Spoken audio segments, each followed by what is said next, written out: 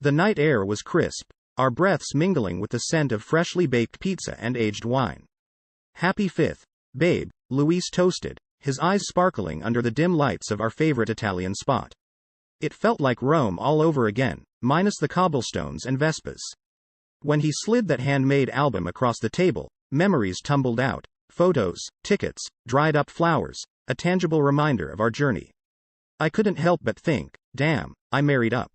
2 weeks later, our backyard buzzed with laughter and the clink of glasses. Luis, ever the ambitious yet hopeless chef, nearly set the grill on fire. Step aside, Gordon Ramsay, I joked, taking over before we ended up with charred burgers. Our friends, a mix of college pals and work buddies, filled our simple suburban home with warmth and bad jokes. It was perfect. Then came a Sunday that felt like a scene straight out of a cheesy romance flick. I found an old love letter from Luis, buried under a pile of forgotten mail. It was corny, heartfelt, and just what I needed. Wrapped in a blanket, with Luis flipping pancakes in the background, I was content. Our evening walks became planning sessions for a dream trip to Japan.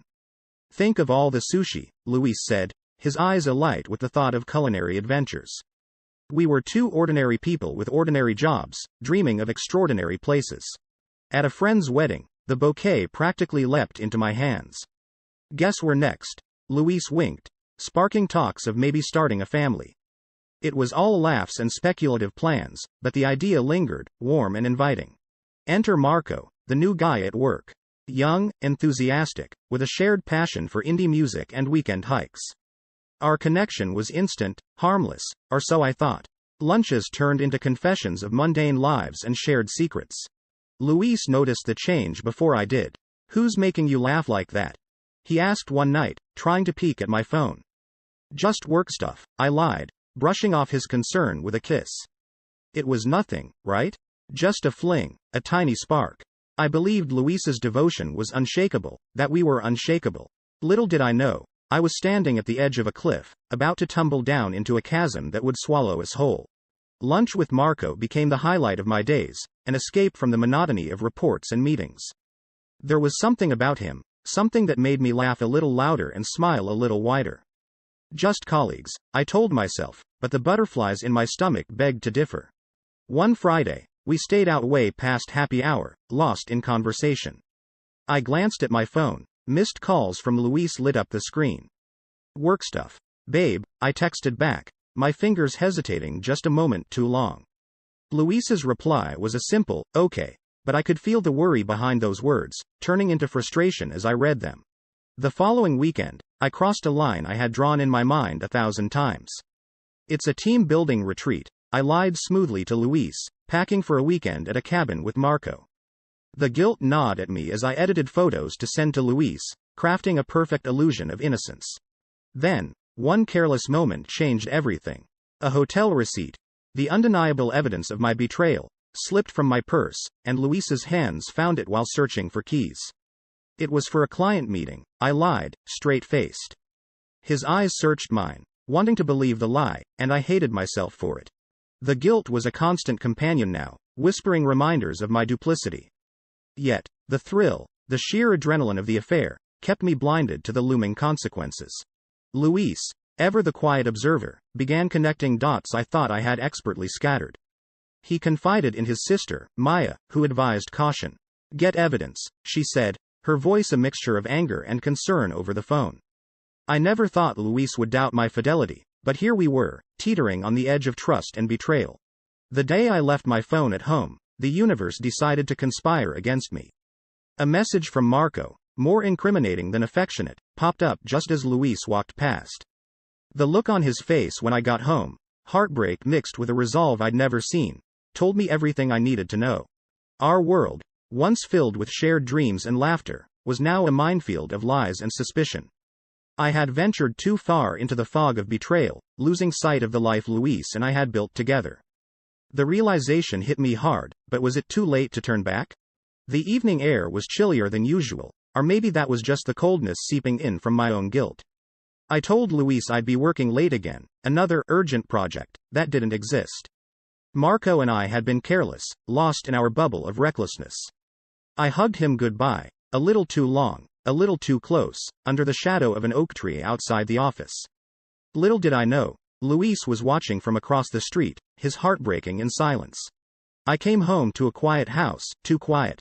Luis's usual warmth was replaced by a frosty distance. Tough day at work? I ventured, hoping to bridge the gap with small talk. He just nodded, his eyes not meeting mine. I shrugged it off as stress, too wrapped up in my web of lies to see the storm brewing. The next day, my phone felt heavier, burdened with secrets. Unbeknownst to me, Luis had installed a tracking app, documenting every lie, every rendezvous. My betrayal, now digitally catalogued, was a ticking time bomb. In a moment of madness, I planned a getaway with Marco, masking it as a trip to visit a sick aunt abroad. I need this break, I lied to Luis, my words hollow. He nodded, his response muted, a stark contrast to the husband who once would have flooded me with concern and questions. Luis, meanwhile, turned to cold, hard evidence. Photos, messages, a detailed log of my movements, a dossier of deception. He consulted a divorce lawyer, the final nail in the coffin of our marriage. The man I had vowed to love and cherish was now a stranger, plotting his escape. As the day of my departure neared, a tangled mix of guilt and defiance churned within me. One last adventure, I told myself, a feeble attempt to justify the unjustifiable. But deep down, I knew this was the end of the road, not just for my affair but for everything Luis and I had built. Luis, in his silent resolve, began erasing our life together. Wedding photos, mementos of trips, laughter, love, all packed away, remnants of a life that was no longer ours. The for sale sign in our front yard was a stark declaration of his intent to start anew, to wash away the stains of my betrayal. As I zipped up my suitcase, a heavy realization settled in. The life I was trying to escape to was built on a foundation of lies, a fragile house of cards ready to collapse. And Luis, the man I thought would always be mine, had already started picking up the pieces of his shattered heart, leaving me behind in the ruins of our once happy home. Walking through the door, the silence hit me like a wave. Our home, once filled with laughter and warmth, felt cold, almost unrecognizable. The living room was stripped of our photos, the shelves bare. Panic rose in my chest as I called out, "Luis?"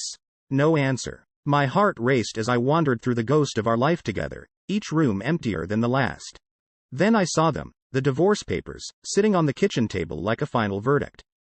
Beside them, a pile of printed messages, photos, the tracking log. Evidence of my betrayal laid out in black and white. My hands trembled as I picked them up, the reality of my actions crashing down on me. I grabbed my phone, desperate to explain, to apologize, to do anything to fix this. But my calls wouldn't go through. Blocked. The word flashed on my screen, a stark confirmation of Luis's decision. Tears blurred my vision as the weight of my choices settled in. Too late. I was too late. The days that followed were a blur of lawyers and cold exchanges, Luis's voice conspicuously absent. He communicated through legal channels, his hurt too deep for words. The divorce was swift, the house no longer mine. The home we built together, now just a memory. I moved into a small apartment, the stark contrast to our shared home a daily reminder of my folly. Marco, the catalyst of my downfall, became a stranger overnight. Without the secrecy, the excitement, our affair crumbled, leaving me to face the consequences alone.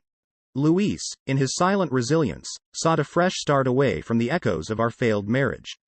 He changed jobs, threw himself into work, found solace in hobbies that we never shared. A new life, built from the ashes of our past.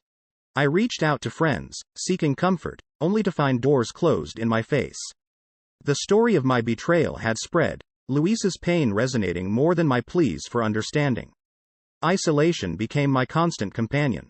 Meanwhile, Luis found a new beginning in the arms of Maya's colleague, a woman who shared none of my flaws, who could offer him the peace I shattered. Their happiness, glimpsed through the veil of social media and shared acquaintances, was a constant reminder of the love I squandered. In the aftermath of our divorce, I was left to navigate a world that no longer included Luis, the man I once vowed to love through all things. The man whose devotion I underestimated, whose heart I broke beyond repair. As I lay in my too quiet apartment, the magnitude of my mistakes enveloped me, a painful lesson learned far too late. The moment I walked into the party, I felt it, a shift in the air, a tension that wrapped around me like a shawl. And there he was, Luis, with her, his new partner. They looked happy, genuinely happy. I tried to blend into the background, clutching my drink like a lifeline, but eventually, our paths crossed.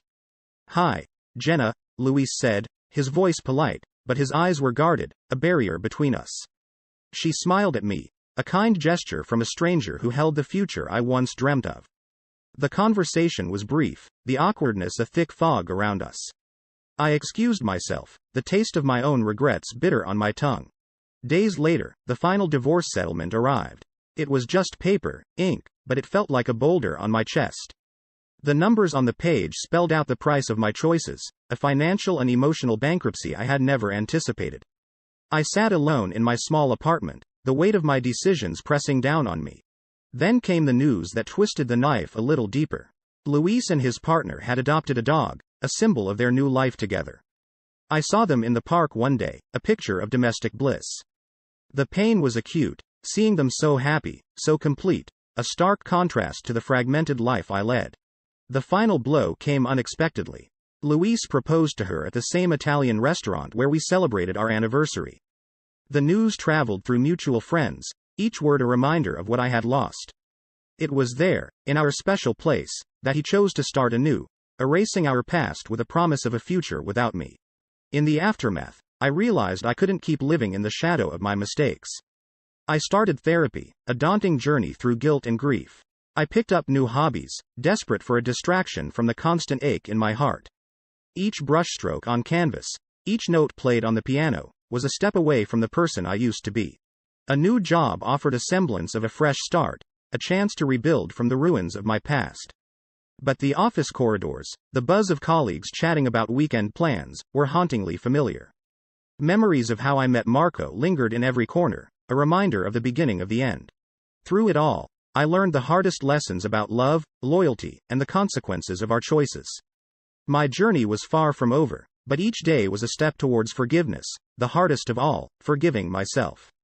As I navigated this new life, I held on to hope, a fragile thread connecting me to the possibility of a future where I could look back without flinching, where the pain of the past was just a shadow, not a chain. The moment Luis's wedding photos popped up on my feed, my heart skipped a beat. There he was, smiling brighter than I'd ever seen, his new bride radiant by his side. The pang of regret was sharp, a reminder of the happiness I once had within my grasp. With a heavy sigh, I forced my eyes away, closing the app. It was a chapter closed, a story that no longer included me. In an effort to find a new purpose, I started volunteering at a local animal shelter. The yelps and purrs, the unconditional affection from the animals, it brought a sense of peace I hadn't felt in months.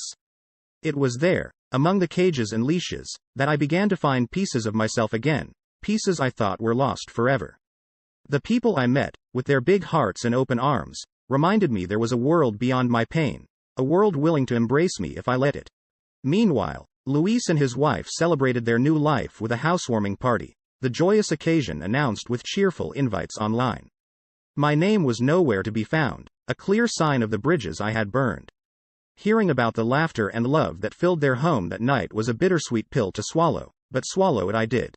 It was during one of my shifts at the shelter that I met Hope, a small cat with the most piercing blue eyes. Something about her quiet strength resonated with me, and before I knew it, I was filling out the adoption papers. Naming her Hope felt right, like a promise to myself to seek out the light, even in the darkest of times.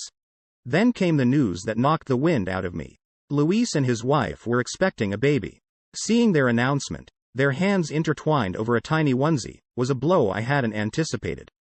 It was a life we had once dreamed of together, now being lived out with someone else. The bittersweetness of it all lingered, a shadow that followed me in the quiet moments. In the midst of my journey to rebuild, an unexpected olive branch was extended. My parents, from whom I had grown distant during the tumult of my divorce, reached out. Their words, both gentle and firm, offered the kind of support I had forgotten I needed. It was a reminder that, despite everything, I wasn't alone. Emboldened by their encouragement, I booked a ticket to Japan. It was a trip Luis and I had dreamed of, a shared bucket list adventure that never came to be. As I wandered through the streets of Tokyo, explored ancient temples, and lost myself in the beauty of Kyoto, I found something unexpected: peace. It wasn't the trip we had planned, but it was the journey I needed, a step towards healing and rediscovering the joy in solitude. Each step, each decision, felt like a stitch mending the fabric of my life. The road was long, and the healing was gradual, but with each new day, I found reasons to smile, to hope, and to dream again. My story wasn't over. It was just beginning a new chapter, one where I was the author of my own happiness. The moment I heard about the birth of Luis's baby, something inside me shifted. It was a blend of emotions: happiness for him, a twinge of sorrow for what could have been, and a deep, resonating sense of closure. I sent a congratulatory message, knowing well it might go unanswered. And it didn't. But pressing send felt like releasing a breath I'd been holding for too long, a step towards closing a chapter that had ended long before. In the wake of this newfound peace, life began to take on a brighter hue. I met Alex, a man whose spirit was as kind as it was vibrant, so different from anyone I'd ever known. With him, I discovered what it meant to start anew, not as a person defined by past mistakes but as someone embracing the possibility of joy in the present. When Luis shared pictures of his baby's first steps, my heart swelled with genuine joy for him. Hitting like on that post was my way of silently wishing him all the happiness in the world, a silent acknowledgement of the separate paths our lives had taken. Alex and I decided to adopt a dog, a boisterous little mutt we named Buddy. Bringing him home felt like adding the missing piece to our small but growing family, a symbol of our commitment to each other and to moving forward together. Life, however, has a way of bringing the past full circle. A chance encounter with Luis at the supermarket caught me off guard. Our eyes met, and in that brief exchange of polite nods, there was an unspoken understanding, a mutual recognition of the pain we'd endured and the separate peace we'd found.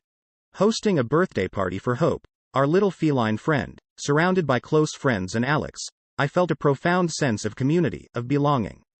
It was a simple celebration, but it symbolized so much more: the life I had rebuilt from the ashes of my past, a life filled with love, laughter, and second chances. In a moment of reflection, I found myself back at the park where I had once seen Luis and his family. Sitting alone on a bench, I allowed myself to fully absorb the journey I'd been on. The pain, the mistakes, the growth, I embraced it all without self-pity. Watching another happy family play in the distance, I realized the true importance of honesty and integrity in relationships. It was a lesson learned the hard way, but it was invaluable. As I stood up from the bench, a sense of peace enveloped me. I had closed the chapter on my past with Luis, not with bitterness, but with gratitude for the lessons learned. Turning towards the future, I took Alex's hand, ready to embrace whatever came our way. Together, we walked out of the park, stepping into a new chapter of our lives, one built on trust, love, and the promise of new